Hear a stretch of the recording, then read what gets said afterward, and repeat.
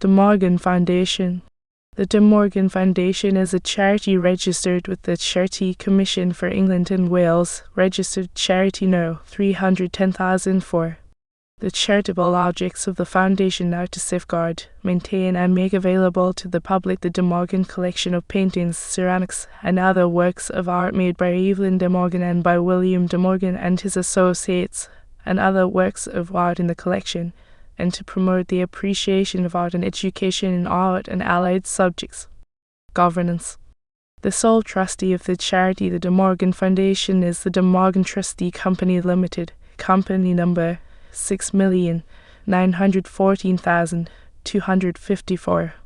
The foundation is managed by the board of directors of the trustee company.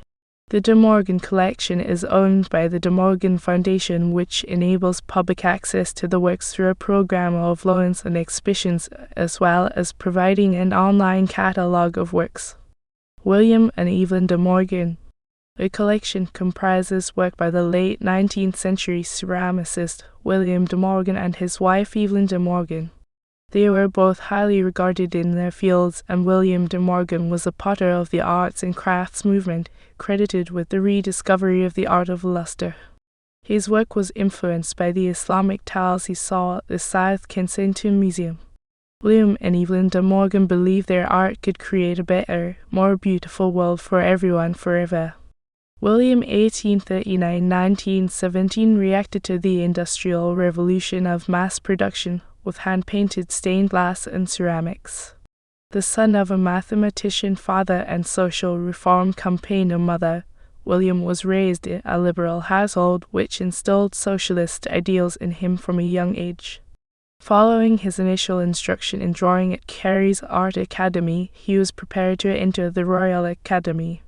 For 4 years he drew rigorous studies of antique casts, growing gradually disillusioned with the institution. William Morris offered a solution, and William embarked instead upon a career as a designer of stained glass and later ceramics. He escaped urban London with designs of medieval flowers and Islamic foliage and rejected gritty realism in favor of creating fantastical beasts, emblazoning his tiles with unicorns, sea monsters, fauns and mermaids. William De Morgan's socialist values were deep-rooted in practice. As an employer, he paid his workers for time off sick around 80 years before this was a legal requirement. He ensured each of his staff were able to adopt a medieval, holistic approach to their work, rejecting modern industrial methods of manufacture, ensuring they had a meaningful working life. Dressed as a tube of rose madder paint at a fancy dress party, Evelyn Pickering laughed as William De Morgan quit that he was madder still. 3 years later, the two were married, forging the most unique creative partnership of the day. Evelyn 1855–1919 rejected the stuffy echelons of the upper-class society she was born into to become an artist. With the help of her pre-Raphaelite uncle, John Rodham Spencer Stanhope, she trained at the Slade School of Art and travelled through Italy and France sketching from the old masters, Botticelli and Mantegna. Her art was immediately a commercial success, allowing her to present her feminist ideals through beautiful paintings.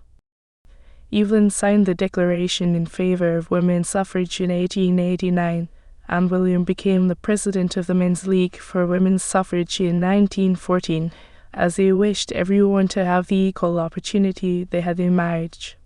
Evelyn had propped up the failing ceramics business with around £4,000 sterling of her personal wealth, but had been permitted to pursue her own career rather than become an angel of the home, turning gender roles of the time upside down. Together, in 1909, they anonymously published the result of an experiment, a collection of the conversations they recorded with spirits of the departed in their automatic writing sessions. Many of these interactions illuminate her later spiritualist paintings. Evelyn De Morgan's jewel-like paintings have the power to transport us to a dream-like world beyond our own. Although they subscribed to the aesthetic status quo, she painted with her own feminist, spiritualist, and pacifist visual lexicon to ensure that her own political views were upheld in her painted propaganda. William's career had peaked with his work in achieving the perfect metallic luster glaze, an ancient technique he had reinvented to high acclaim. By 1904, his business had folded as his outdated designs became unpopular. To help him deal with his depression, Evelyn recommended he try to write instead. It worked, and he became an international literary sensation. He earned more than Evelyn for the first time, enabling her to focus on her spiritual paintings rather than any commercial considerations. Evelyn's last work of art was her design for the headstone. In this touching, spiritualist design, one figure extinguishing the torch of life as the spirit guide welcomes his soul heavenwards. History. The collection was formed by Evelyn De Morgan's sister, Mrs. Wilhelmina Sterling, a supporter of the ideals of the pre-Raphaelite Brotherhood, who also wrote several books under the name M.W. Sterling. She published books on Coke of Norfolk and the Spencer Stanhopes, her family's pedigree, and on her more bohemian relatives John Rodham Spencer Stanhope and William and Evelyn De Morgan. Preserving their memories and inspiring the same great joy in others which she found in their artwork were Wilhelmina's greatest passions. One of her earliest De Morgan acquisitions was probably her wedding gift from William De Morgan, a plate with a leopard politely tapping an antelope on the back, typical of his anthropomorphic designs and charming sense of humor. She soon began to collect in earnest, driven by her desire to celebrate the artists and preserve their memory. Following her sister's death in 1919, she had to battle with their brother Spencer, the executor of the De Morgan estate, to buy paintings from Evelyn's studio, which he saw as refuse, not good enough. Mercifully, she succeeded in acquiring these paintings and protecting them from disposal.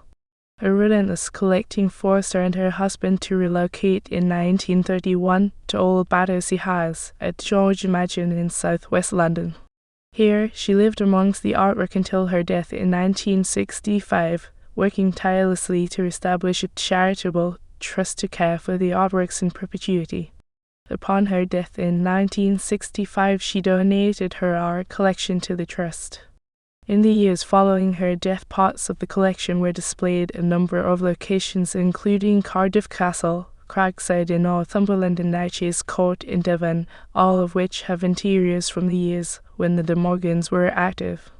From 2002 until 28 June 2014, it was housed at the De Morgan Centre in the Victorian-era long-staff reading room of the former Wandsworth Library at West Hill in Wandsworth, in south-west London, which dates from 1887. The De Morgan collection is now displayed at the Demarco Museum at Cannon Hall, Watts Gallery Artists Village, and Whitewick Manor in Wolverhampton. The De Morgan collection. The De Morgan collection comprises 58 oil paintings by Evelyn De Morgan, ranging in style from classicism, pre-Raphaelite, and symbolism. The collection also comprises over 700 ceramics by William De Morgan, including 50 tile panels and 420 individual tiles, and 260 plates, chargers, vases, bottles, and bowls, etc. Both William 1839-1917 and even 1855-1919 De Morgan were artists when they married in 1887, and in addition to their art, they became involved in many of the leading issues of the day, including the suffrage movement, prison reform, pacifism, and spiritualism. The collection is displayed in partnership with 3 museums where there is local and historical significance for this nationally important collection. The De Morgan Museum at Cannon Hall, Barnsley, was the family home of Evelyn and Wilhelmina's mother's family, and today is the home of the exhibition, a family of artists exploring this talented family and their lives in Barnsley and beyond. Watts Gallery Artists Village, Surrey, was visited by the De Morgans when it was the home of their contemporaries Mary and George Watts. Decoration or Diversion is an exhibition that juxtaposes William and Mary's exclusive interest in the decorative elements of Islamic art for their unique designs, with Evelyn and George's deep concern for symbolic motifs that would convey their political messages. Whitewick Manor, Wolverhampton, is a house built to Oscar Wilde's principles of the aesthetic interior and filled with De Morgan tiles and artworks.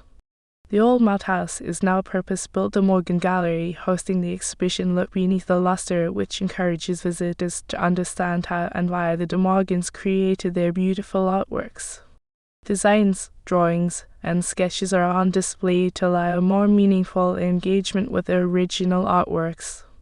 The foundation also makes long-term loans of the artworks to UK museums and galleries, and has a successful program of touring exhibitions and international loans, which ensure that the founder's passion to share her collection with the widest possible audience and to provide education in the arts is continued. De Morgan Works. Horseman's Park Memorial to Heroic Self-Sacrifice. Postman's Park, Leighton House Museum, Cannon Hall, Ashmolean Museum, Watts Gallery.